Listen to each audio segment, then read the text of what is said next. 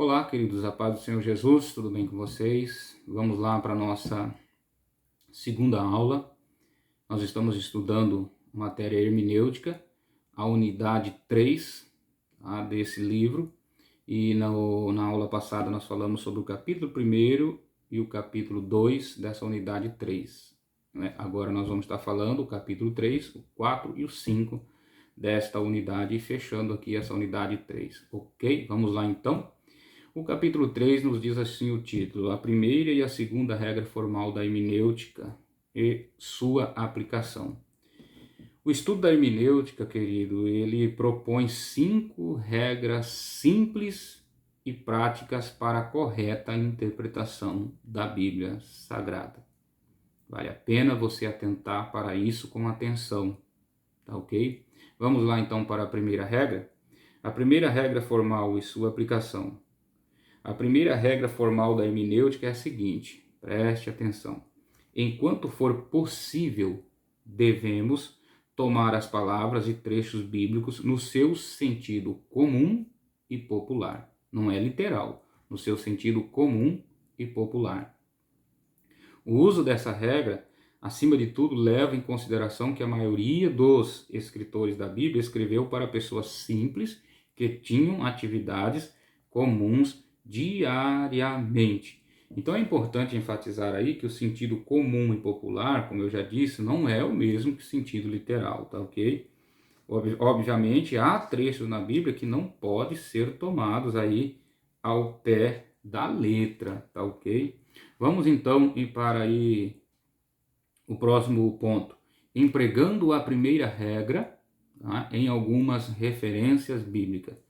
Lá em Gênesis capítulo 6, versículo 12, nós vamos ler o seguinte: porque toda a carne havia corrompido e o seu caminho. Qual o significado, ou o que significa esse texto? Né?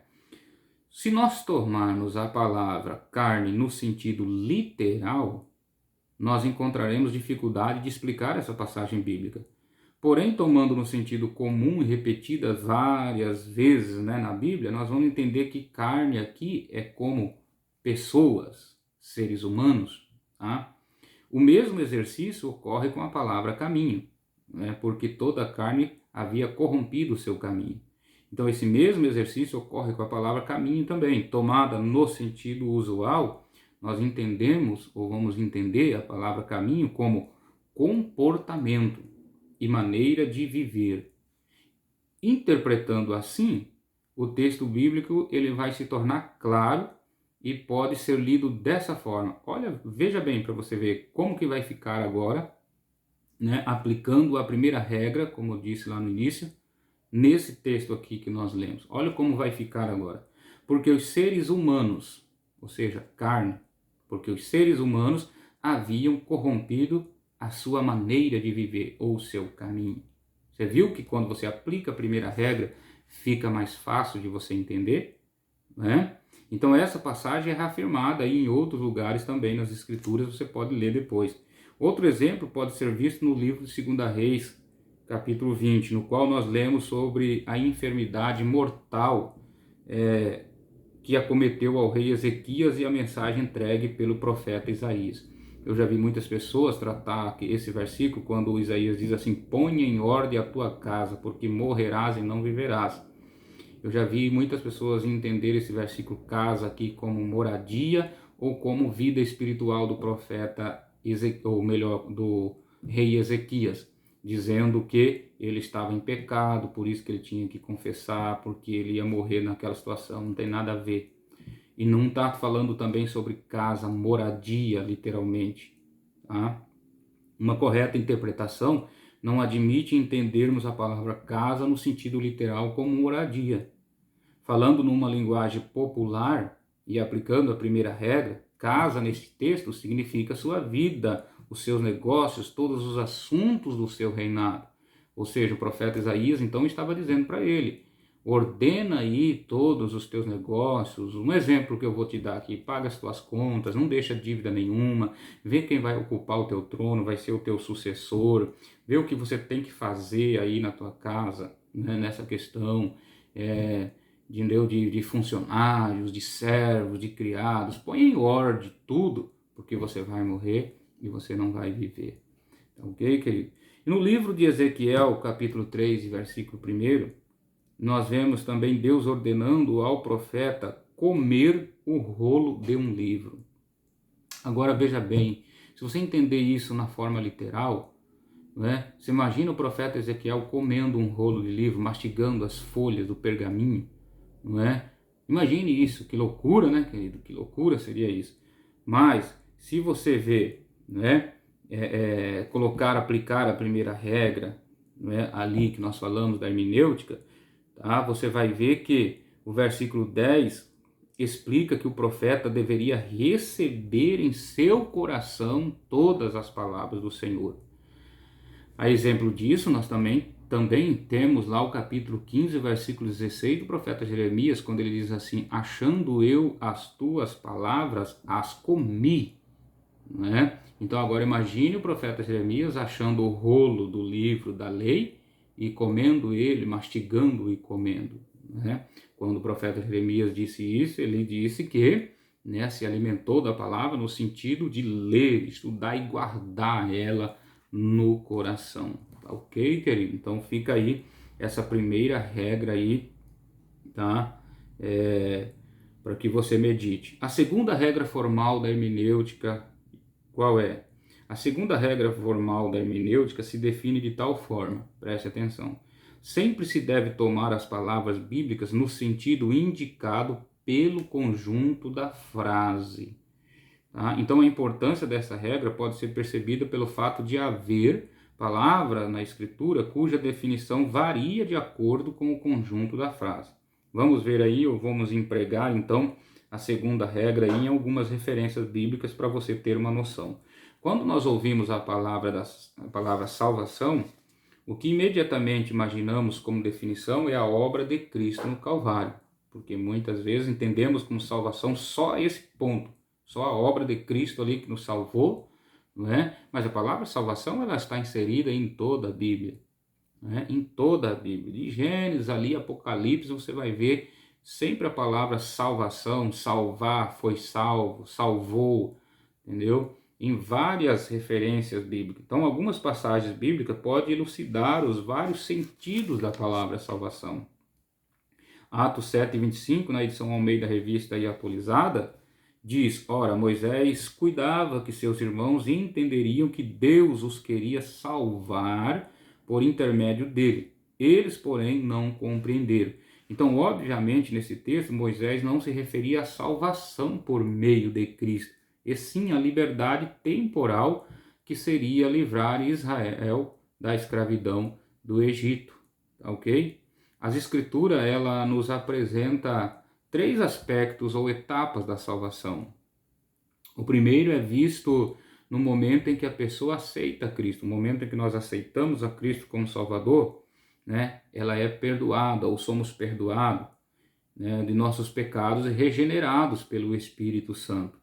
Então a Bíblia afirma que no ato de nossa conversão, nós como pecadores somos salvos do castigo eterno e o sangue de Jesus Cristo nos purifica de todo o pecado. Então esse é o primeiro aspecto da salvação. O segundo aspecto da salvação entra em cena depois que a pessoa aceita Jesus e passa por uma transformação de vida. À medida que ela anda sob o domínio do Espírito Santo, o salvo, então, agora torna-se livre do poder do pecado. Né? Isso significa que isso não significa que ele não peque mais. Contudo, o pecado não exerce controle sobre a sua vida. Ok? E a terceira etapa da nossa salvação aponta para o futuro da igreja. Quando definitivamente nós seremos salvos, né, da presença do pecado. Então esse acontecimento se dará também com a vinda de Cristo para arrebatar a sua igreja. Então esses são os 3 aspectos da salvação, né? O momento em que aceitamos a Jesus como Salvador, né? O pecador ali é salvo do castigo eterno e o sangue de Jesus nos purifica de todo pecado. O segundo, né, dá logo em seguida isso, porque ele vai viver uma vida agora em Cristo Jesus, então ele vai ver livre do poder do pecado. né? E a terceira etapa da nossa salvação é quando seremos salvos, né, da presença do pecado, no dia que encontrarmos, né, com Cristo no arrebatamento da igreja. Ok, querido? Vamos então para o nosso segundo capítulo, ou melhor dizendo, perdão, o quarto capítulo dessa unidade de número 3. A terceira e quarta regra formal da hermenêutica e sua aplicação. O intérprete da Bíblia, mesmo dispondo do conhecimento acerca da primeira e da segunda regra que nós já acabamos de falar, ele ainda encontrará dificuldade de compreender alguns textos, mesmo ele aplicando a primeira regra que nós acabamos de estudar e a segunda regra. Tá? Para isso, então, ele precisa aplicar outras regras que nós vamos estudar a partir de agora. Então, nesse capítulo aqui 4, nós veremos a terceira e a quarta regra formal da hermenêutica e sua aplicação. Então, para que você entenda bem, querido, existem textos bíblicos, se você fizer a primeira aplicação, né, aplicar a primeira regra formal, você já vai entender. Às vezes tem texto que você vai ter que aplicar a segunda, a terceira regra, porque existe texto de difíceis interpretações. Ok? Então vamos lá para a terceira regra formal e a sua aplicação. A terceira regra se define da seguinte forma, preste atenção. Sempre se deve consultar o contexto, isto é, os versículos ou capítulos que precedem e seguem o trecho em questão. Ah, querido, aqui eu queria que você dobrasse a sua atenção, porque o que a gente vê de pessoas que não respeitam essa regra, é assustador. Tá? É uma das regras que mais é violada quando vai se fazer uso da hermenêutica na Bíblia. Porque pessoas pegam versículos, né? Um versículo só, e ali ele tenta interpretar aquele versículo sem ter lido os versículos anteriores e os versículos posteriores. Tá? Eu vou colocar aqui um versículo só para você entender. O versículo 7 do capítulo 4 da segunda carta de Paulo aos Coríntios. Você pode conferir na tua Bíblia. Esse versículo nos diz assim: tendo nós esse tesouro em vasos de barro, para que a excelência do poder seja de Deus e não nossa. Olha só, Paulo está falando de um tesouro. Temos esse tesouro em vasos de barro. Aí fica aquela pergunta no ar: que tesouro que é esse que Paulo está falando? Aí a imaginação da pessoa, sem ter lido os versículos anteriores e nem os posteriores, já viaja. Deve ser uma moeda de ouro, deve ser, não sei o que, já vai viajando, e ele, de repente, ele acha uma que encaixa mais ou menos e coloca ali e vai pregar. Você entendeu, querido? Mas se ele lê os versículos anteriores desse capítulo 4, ele vai entender. Quando Paulo ele vai falar sobre o Evangelho de Cristo. Aí ele vai falar para que nós não sejamos presunçosos, para que nós não sejamos, não usamos, não é, o Evangelho de Cristo. Deixa eu pegar a Bíblia aqui, eu vou até ler para você, para que nós entendamos bem aqui, para que você, compreenda. Vamos lá, 2 Coríntios, capítulo 4, aqui, né, e o versículo 7, que é o versículo que eu citei aqui. Então veja só, querido, veja só, tá? Olha o que diz. E temos, o versículo 7, temos porém este tesouro em vaso de barro. Sim, que tesouro é esse? Paulo vai começar a dizer do versículo 2, não vou ler todo o capítulo só para você entender, mas diz assim, versículo 2, antes rejeitamos as coisas que por vergonha se ocultam, não andando com astúcia, nem falsificando a palavra de Deus. E assim, pela manifestação da verdade, nos recomendamos a consciência de todo homem diante de Deus. Mas se ainda o nosso evangelho está encoberto, para os que se perdem está encoberto, nos quais o Deus deste século cegou o entendimento dos incrédulos, para que lhes não resplandeça a luz, porque não nos pregamos a nós mesmos, mas a Cristo Jesus o Senhor. Nós mesmos somos vossos servos por amor de Jesus. Porque Deus disse que das trevas resplandece a luz. E é quem resplandeceu em nossos corações para a iluminação do conhecimento da glória de Deus na face de Jesus. Temos, porém, este tesouro em vaso de barro. Que tesouro que ele está falando aqui? A luz do Evangelho de Cristo Jesus. Você compreendeu agora? Porque o Evangelho, irmãos, quem queria anunciar o Evangelho eram os próprios anjos. Você sabe disso. Os anjos atentavam para isso. Mas Deus, Jesus, não permitiu que os anjos anunciassem o Evangelho e colocou na nossa responsabilidade, ou colocou em nós, tá? Essa responsabilidade, essa autoridade de falar do Evangelho de Cristo. Tá? Então Paulo está falando aqui do Evangelho de Cristo Jesus. É esse tesouro que está dentro desse vaso de barro. Então, querido, tome cuidado para não tirar, né, um versículo fora ali do seu contexto e interpretar ele fora do seu contexto, ok? Mas vamos lá. Empregar, então, vamos empregar a terceira regra em algumas passagens bíblicas, tá? Vamos lá, então.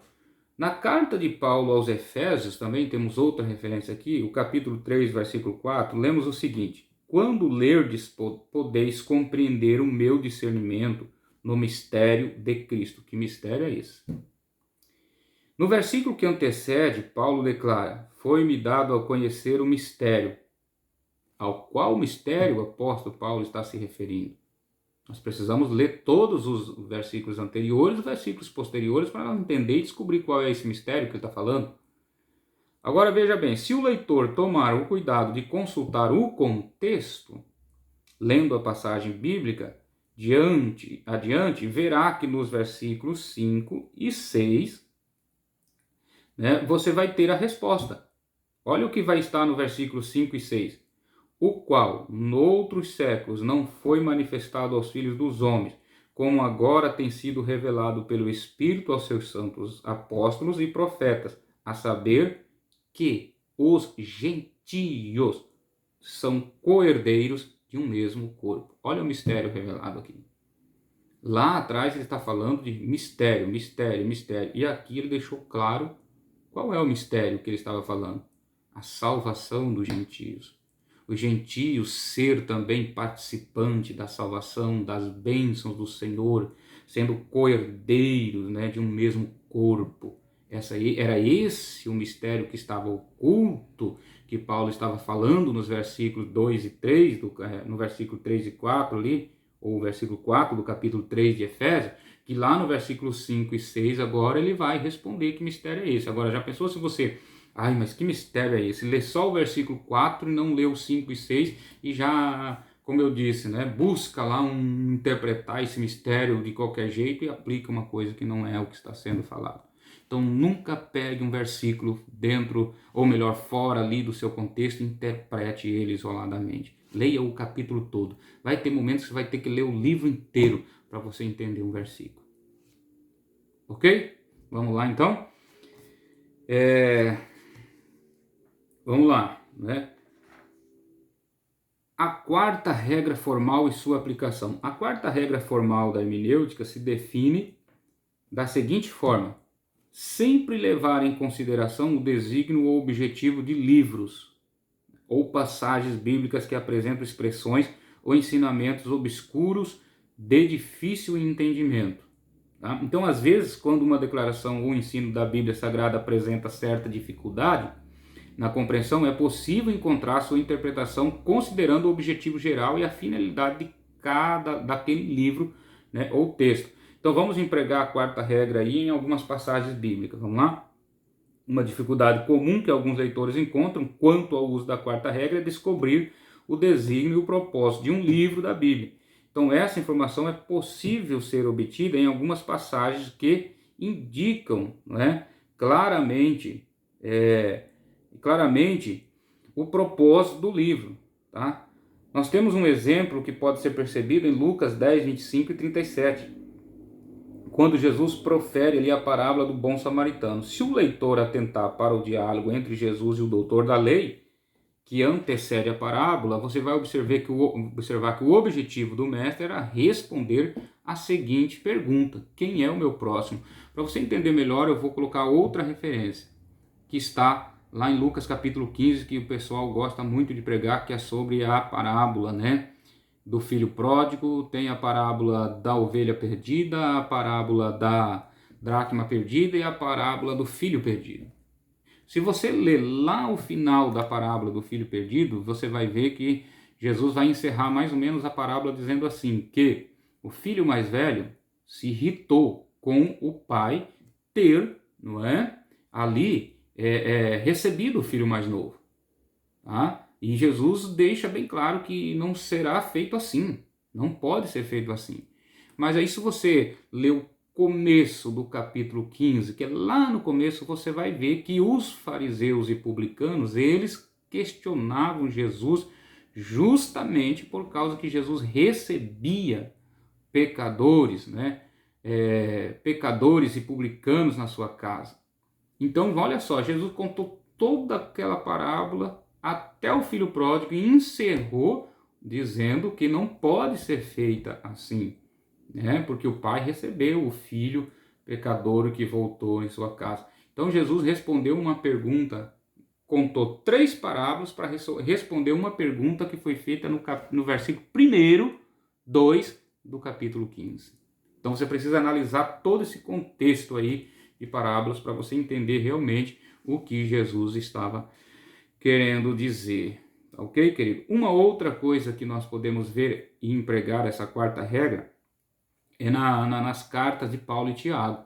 Tem muita gente que faz confusão e acha que Paulo está contradizendo Tiago ou Tiago está contradizendo Paulo, quando Paulo fala para os Gálatas e aos Romanos que nós somos salvos pela fé em Cristo Jesus. Quando Paulo trata com os Gálatas essa questão, é porque alguns judeus tinham ido lá na igreja da Galáxia e tinham dito para eles que eles tinham que voltar às práticas da lei, e aí que Paulo vai entrar falando que não, nós não somos salvos aí pelas obras da lei, mas sim pela fé em Cristo Jesus. Agora, Tiago lá está falando que nós, né, falando muito, dando muita ênfase sobre as obras, não é? Tiago fala, mostra-me a tua fé que eu vou mostrar minhas obras, porque a fé sem obras é morta. Parece que dá uma contradição com Paulo, mas querido, se você atentar e aplicar essa quarta regra aqui, você vai entender que um está complementando o outro. Um está complementando o outro. Enquanto Paulo fala que nós temos que ser justificados em Cristo pela fé, Tiago está dizendo aqui que quando nós somos justificados pela fé em Cristo, assim como Paulo está dizendo, nossas obras correspondem a essa justificação em Cristo. Porque não tem como você ser justificado em Cristo e praticar más obras. Então, essas boas obras que Tiago está falando aqui é resultado de uma vida em Cristo Jesus. Então, por isso que Tiago está dizendo aqui, querido, que você precisa manifestar essas obras boas sim, porque você é salvo em Cristo Jesus. Então, um complementa o que o outro disse e não há nada de contradição. Ok? Vamos lá? Capítulo 5. A quinta regra formal e a sua aplicação. A quinta regra formal é simples, direta e se define da seguinte forma: sempre se deve consultar passagens paralelas. Tá? Paralelas de palavras, vamos ver? Sempre deve consultar passagens paralelas. É aquilo que eu disse no início. Nunca tenta interpretar um texto só, sem fazer comparação com os outros. Então vamos ver o paralelos de palavras. Nas escrituras existem palavras e frases que apresentam certa dificuldade de compreensão. Ao deparar com elas, é necessário que o intérprete procure a interpretação na própria Bíblia, consultando outros textos que contêm declaração ou palavra semelhante. Vamos empregar então essa quinta regra aí em alguns textos bíblicos.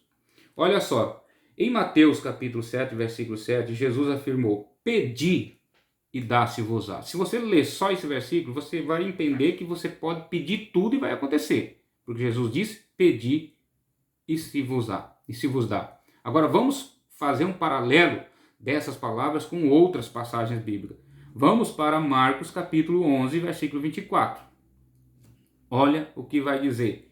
Jesus disse assim que é necessário pedir com fé. Lá Jesus diz, pedi e dar-se-vos-á. Fazendo um paralelo de palavras aqui, Jesus já disse aqui que deve pedir com fé, já aumentou o ingrediente aqui, a fé tem que estar presente.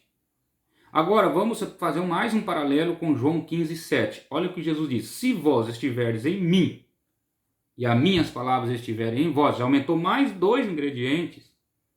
Se vós estiverdes em mim, as minhas palavras estiverdes em vós, pedireis tudo o que quiseres e vos será feito. Para por aí? Não. Vamos fazer mais um paralelo agora? Vamos achar um outro texto paralelo a esse? Vamos pegar agora Tiago capítulo 4, versículo 3, que ele ensina que é possível nós pedir e não receber, tá? Porque vamos pedir mal por motivos egoístas. Tá? Agora vamos fazer outro paralelo. Olha que já tanto de paralelo de palavras que nós já fizemos. Vamos fazer um paralelo com o versículo 14 do capítulo 5 de João. Quando ele, da carta de João, olha quando ele diz que ele nos admoesta que Deus ouvirá os nossos pedidos segundo a vontade dele. Se não estiver na vontade dele, ele não ouvirá. Então veja só, querido, se você ler só Mateus 7,7, pedir, dá-se-vos-á. Ah, não, aqui já está tudo resolvido. Vou pedir, tudo vai acontecer. Você interpretou um versículo só. Agora faz o paralelo desse versículo com outras passagens que estão ligadas a ele, que você vai entender. Olha o tanto. Vai aumentar o ingrediente, a fé, vai aumentar a vontade de Deus, né? Se você estiver em Cristo, se a palavra dele estiver em você. Então não é só aquele versículo lá que você deve ler e já ir dizendo que, né, tudo que você pedir vai acontecer. Existem uns outros versículos que vão exatamente confirmar e apoiar aquele lá, tá? Te dando uma outra visão, tá, querido? Então vamos para frente aí. Paralelos de ideias, tá? Falamos sobre paralelos de palavra, agora vamos falar sobre paralelos de ideias. A quinta regra formal sugere ao leitor, sempre que encontrar dificuldade na compreensão de uma passagem bíblica, consultar outros textos que abordem o mesmo assunto. Às vezes, a terminologia usada é metafórica, assim facilmente será percebida, né? Exemplos, a corrida cristã, o jugo de Cristo, a armadura espiritual, tá? Então você precisa fazer paralelos de ideia também. Lá em Hebreus 3, versículo 8, nós vemos a seguinte palavra: Jesus Cristo é o mesmo ontem, hoje e eternamente. Observamos que o escritor ele está se referindo à imutabilidade de Cristo, não é? Porém, em que aspecto Cristo não muda? Sendo que ele encarnou, tomou forma humana, depois ressuscitou com um corpo glorificado, subiu ao céu. Então o leitor, quando ele consulta passagens que falem da imutabilidade de Cristo, ele verá que ele continua o mesmo em essência. E nesse aspecto nunca houve mudança, né, em Cristo, tá? Nunca houve mudança alguma, tá? Então veja só. Paralelos de ensino gerais também, tá? Paralelos de ensino gerais. Voltando um pouquinho, querido, ao paralelo de ideia, se você ver em Mateus 16 e 18, eu preciso abordar isso aqui, diz assim que Jesus diz, pois também eu te digo que tu és Pedro, e sobre esta pedra edificarei a minha igreja e as portas do inferno não prevalecerão contra ela. Jesus falou de uma pedra que ele ia edificar a sua igreja. Se nós lermos esse versículo sem fazer um paralelo de ideias, nós vamos entender que a pedra aqui é Pedro, não é? Mas se nós fazermos um paralelo de ideia com outros versículos que estão na Sagrada Escritura, você vai entender que não é Pedro. Você quer ver uma coisa?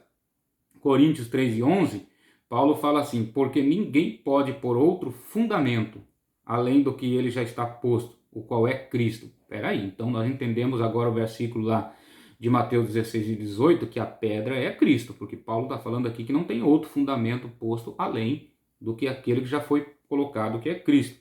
Olha agora, né, o que Pedro diz lá na sua epístola, capítulo 2, versículo 7. E assim para vós, os que credes, é preciosa, mas para os rebeldes, a pedra que os edificadores reprovaram, essa foi principal de esquina. Então veja só que entendemos aqui nessas duas passagens de Paulo, né, aos Coríntios, de Pedro, que aquela pedra que Cristo fala lá em Mateus era ele próprio, porque fizemos aqui um paralelo de ideias em outras passagens e entendemos que a pedra lá é Cristo. Mas se você não faz esse paralelo, é capaz de você interpretar lá, como muitos fazem, que aquela pedra era o próprio Pedro. E aí está feito, não é? A bananada, como diz, tá? E aí temos aqui paralelos de ensinos gerais, tá? Apesar do leitor, a fim de compreender o real sentido do texto, usar texto, como eu já falei, paralelos de palavras e ensinos em determinadas passagens bíblicas, uma interpretação clara das Escrituras exigirá consultar o ensino geral de toda a Bíblia sobre o assunto. Ok, querido? Eu quero aqui também deixar para você um conselho, não é? Sobre a questão de muitas passagens que você precisa atentar. Lembrando que a Bíblia, na Bíblia no original, ela não era dividida em versículos como nós temos hoje. Eu já falei isso aqui. Ela não era dividida em versículos. Principalmente as cartas. As cartas, você tem que ler e terminar o final. Elas não eram. Carta é carta. Você escreve uma carta para uma pessoa e a pessoa vai ler até o final essa carta que você deu para ele. Não tem divisão. Então, quando se trata de carta de Paulo, carta de Pedro, não tem versículo. É uma carta escrita. Você precisa ler do começo ao fim. Entendeu? Então não tem divisão de versículos. É aqui que as pessoas muitas vezes erram. Porque existe ali versículos que não terminam ali. Né? Simplesmente existe versículo que inicia-se um assunto e vai terminar lá no outro capítulo, ter um ponto final, alguma coisa. Você precisa atentar para isso, querido. Porque senão você vai se perder. Tá? Senão você vai se perder. E existem assuntos que não terminam num capítulo, ele entra em outro capítulo. A exemplo disso, nós temos o capítulo 12 de primeira carta aos Coríntios, que Paulo fala a respeito dos dons espirituais, e ele não termina no capítulo 12, ele vai entrar no capítulo 13 ainda falando. Então, temos que ler o capítulo 12, versículo 13. Atente para isso. Tá? É uma dica que eu dou para você. Atente para isso. Sempre é bom ler, então, todo o livro. Quando se fala de carta, precisa ler todo, porque a carta é carta, você tem que ler do começo ao fim. Ok, querido? Deus abençoe. Até a nossa próxima aula, se Deus assim permitir. Nós vamos estar falando já na unidade de número 4 dessa matéria hermenêutica. Que Deus e a paz de Cristo esteja contigo e a tua família, em nome de Jesus.